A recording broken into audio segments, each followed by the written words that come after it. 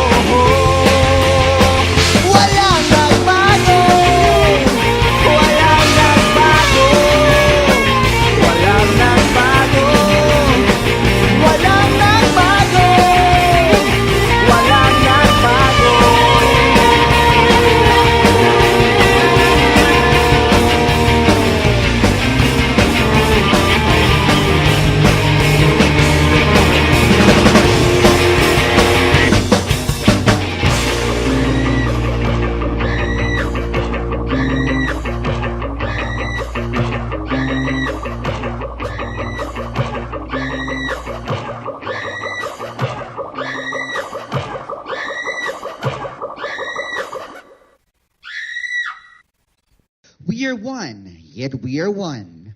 We are one because we are one. A celebration of uniqueness and unity in one spectacular night. This is Batch 1997, one at 20. One batch, one faith, and one journey.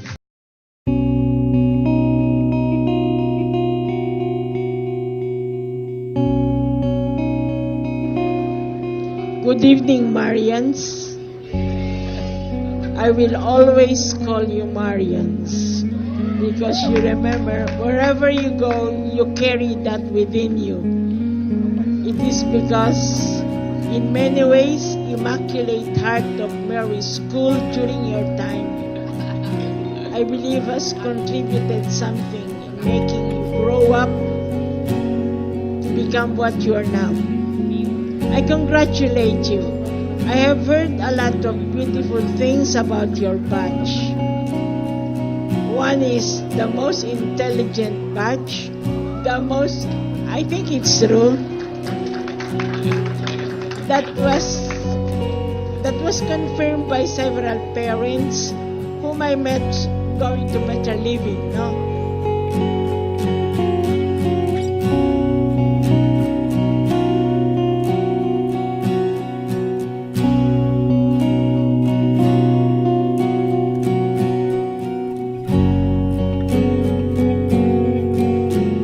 You remember when we were inside the gymnasium during the morning assembly? Right. And that is what you will do also to your children. There is no need of spanking, no need of scolding. Just a meaningful and loving silence will make your children understand how you love them, how you have become a true Marian.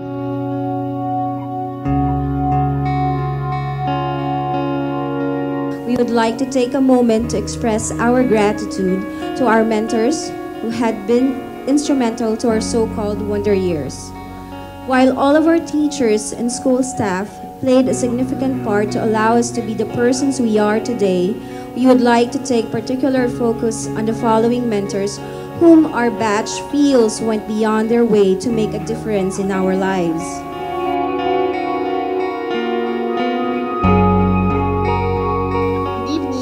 For Sir Delphine Angeles or Sir Dixie. He is a fondly called, is an intimidating presence right off the bat. Aside from his ability to draw perfect circle on a green board using only his arm and a piece of chalk, he was highly regarded since he also taught Philippine Science High School. Stellar records aside, he is also known for teaching us more than the particularity of theories of physics.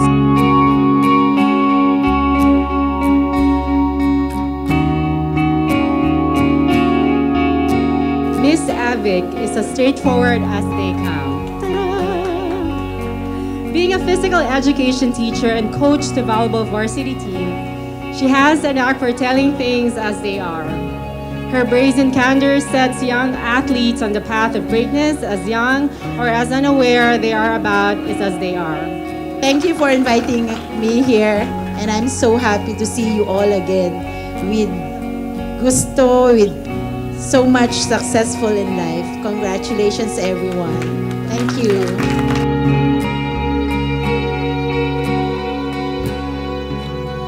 Yeah, for one, she was the advisor of third year Elizabeth, which at that time would send shivers down any teacher's spine. Yet she embraced the role. And more importantly, she embraced our batch, so much so that she saw behind the stellar contributions that our batch is known for. She saw the different forms of brilliance offered by each of us, and we have loved her for that 20 years and counting. In her own words, she said that more than the academics, our batch has so much to offer, and that she had the best experience as a teacher when she was teaching us. Miss Maki, Miss Minchin, Miss Macarena, Miss Macaroons. Sabi ko nga, kapag nag-reunion ng batch na to, hindi ako talaga makakahindi. Oo, agad ako. After 20 long years, now, I'm here. I'm very happy to see all of you again. It feels like it is yesterday. It was yesterday na parang walang pinagbago, medyo lumaki lang ng konti, no? Pero I really miss this batch. Sabi ko nga, walang itatapon sa batch na ito kasi correct.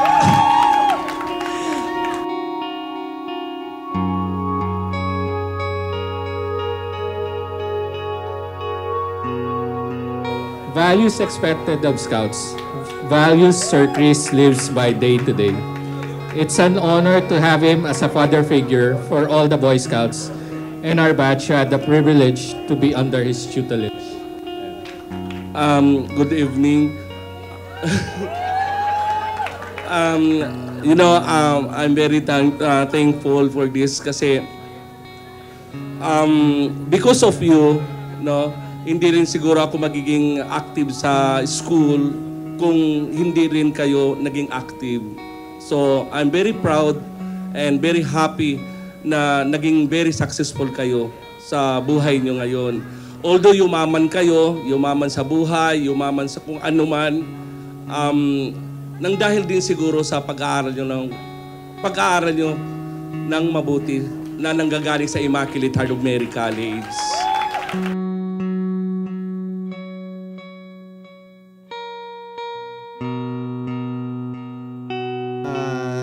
The teacher that I'm gonna mention is not here, unfortunately. So, Miss Pangan taught science with passion. Not the easiest to teach, but she did it with much zeal that we can't help wonder if it's a love affair with the subject. Miss Pangan's teaching style comes across as intense, perhaps eclipsing her devotion to the Knights of the Altar sa mga COA.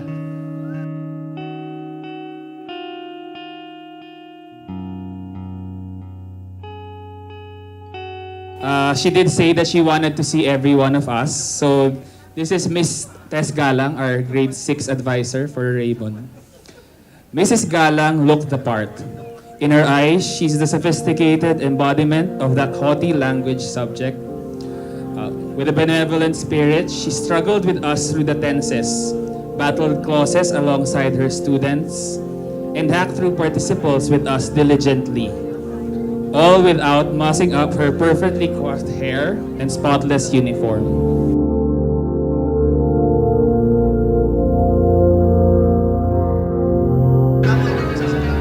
Bagsak ako sa language, sa reading. Daw marami. Saan ba? Okay. Mrs. Ek, as what Marians fondly call her, always has an air of authority, firmness, and most of all, motherly compassion. Having kids of her own, studying at Immaculate, made it easy and crucial for her to understand both sides of being an educator and a parent. She's quick to call out students for misbehavior, like me. But she's also quick to offer a shoulder to cry whenever the need arises. Yan. Mga nagpapatawad ng konti, no? Famous for her line, I'm gonna knock you in the head and punch you in the nose. All the time, I keep on hearing that. Students have taken this line with a good balance and humor such that we found it effective in keeping us in line years after we stop out of campus. Thank you for our great elementary years, Mrs. Secretario. That's true. I'm sure everybody can memorize my punchline. You want me to give you a punch in the nose and knock in the head? But I am very, very proud of you.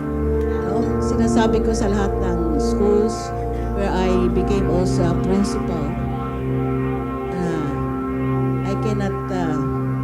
I don't want to be proud of Immaculate, but they are the students who are very behaved. With a count of 1,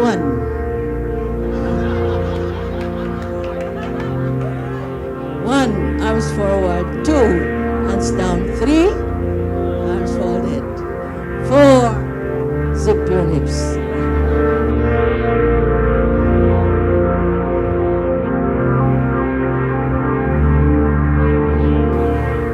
Miss Roman has a reputation for always espousing integrity. It is quite fitting that she teaches social studies and history because she is quick to associate learnings from the past and to apply them to future endeavors. It is innate in her to teach and be nurturing, such that when I had the chance to work with her, years after we graduated, actually we still work together. On April 1, meron kaming event. I still felt that maalaga nature of hers in the way that she addresses her pupils. We are really very thankful And we are very grateful to you for inviting us in this memorable occasion of your batch. And congratulations to the organizers as well, and to the sponsors for giving your trust to the organizers. Thank you very much and good evening.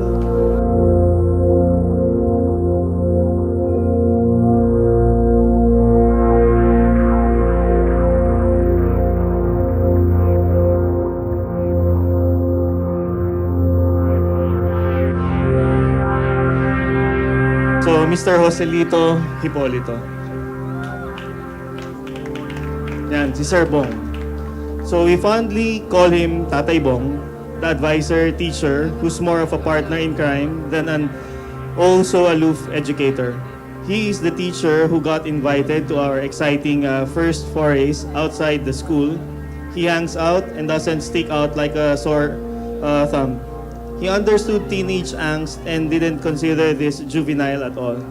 He encouraged us to explore outside our comfort zones and to discover who we truly are, and not just stick to the prim and proper versions of ourselves. For that, he will always hold a special place in our hearts, not only as a great teacher, but as even a greater friend. Mrs. Cristina Bumacod Lusterio. Who doesn't remember Araling Panlipunan? The daily news clip-outs and reporting a la TV patrol, trying to speed memorize book chapters before an all-too-frequent pop quiz, looking through postcards trays at National Bookstore, and library hopping for illustration board history exhibits. It was all Miss Bumacod's or Mrs. Lusterio's handiwork, making current affairs and history interesting to imprint on our otherwise hormone-controlled brains. The name itself says a lot about Mrs. Sanchez. Corazon means heart, courage, sympathy, love, and affection in Spanish. And Mrs. Sanchez is all of this rolled into one. She was our year-level coordinator during our penultimate and senior year in high school, and she showed the batch the kind of guidance, love, and respect that it needed. Corazon might mean a lot of things in Spanish, but to us, it means the caring and nurturing Mrs. Sanchez that always held our batch in a special place inside her big corazon. Thank you, Mrs. Sanchez.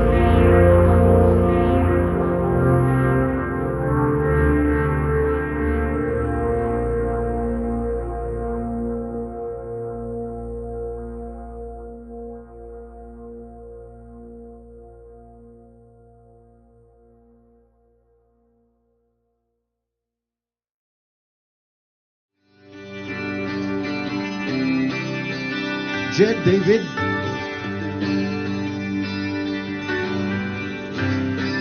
Halika, Jed.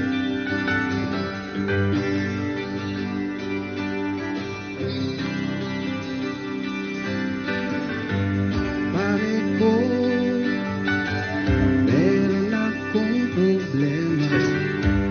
Huwag mo sabihin na naman.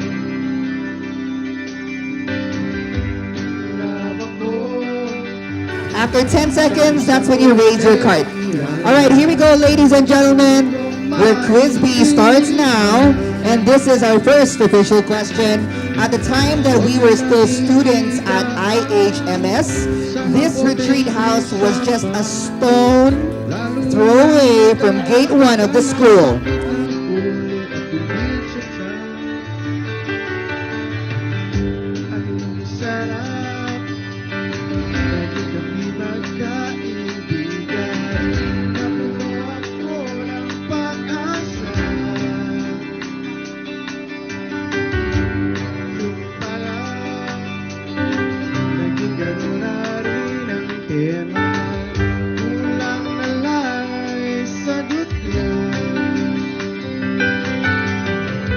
Masakit ang isipin, kailangan tanggapin kung kailan ka naging seryoso, tsaka kanya gagaguhin.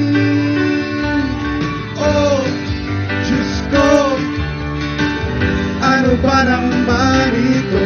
Di ba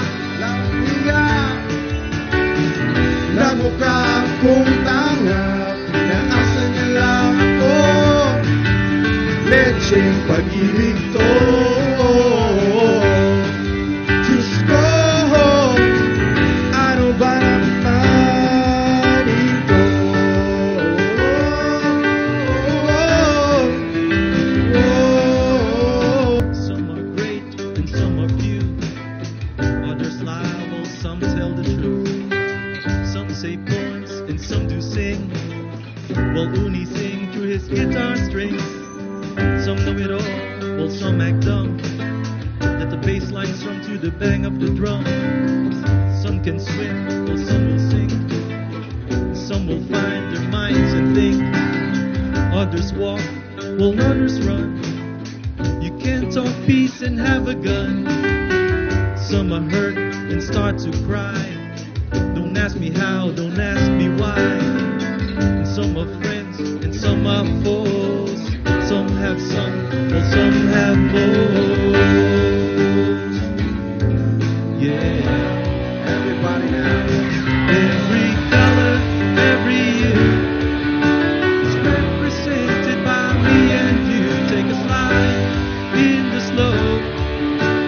Take a look in the kaleidoscope. Spin it round, make it twirl. In this kaleidoscope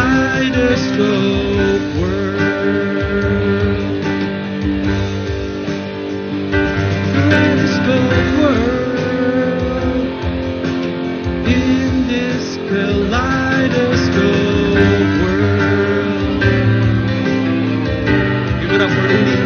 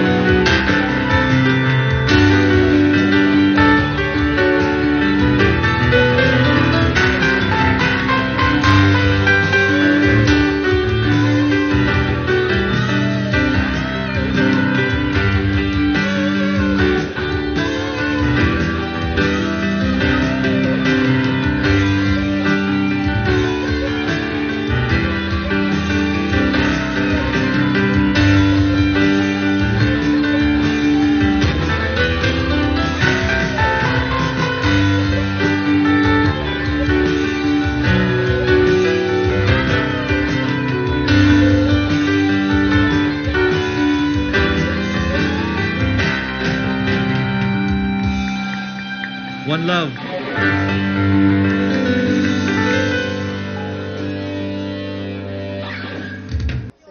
Five, four, three, two, one. Ladies and gents, back by popular demand.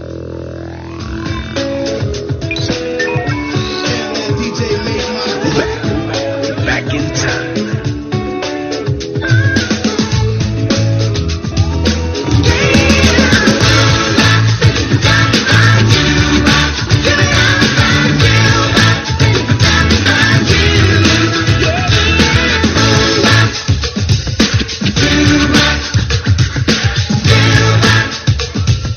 Yeah.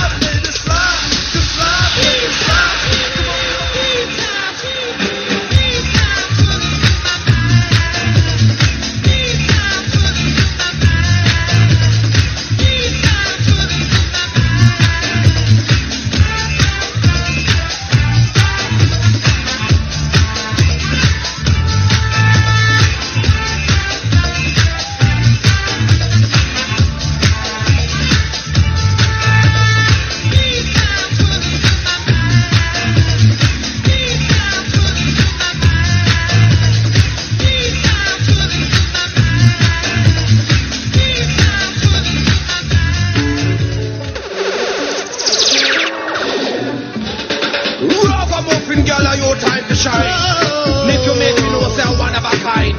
Right up in front, you know one left behind. Are you me sweet thing to make the headline? Frankie, father, tell her from the rude boy. Ragamuffin girl, she's a ragamuffin, she's my ragamuffin baby girl. Ragamuffin girl, she's a ragamuffin, she's my ragamuffin baby girl. Big yawa, me bad ragamuffin girl, you are so.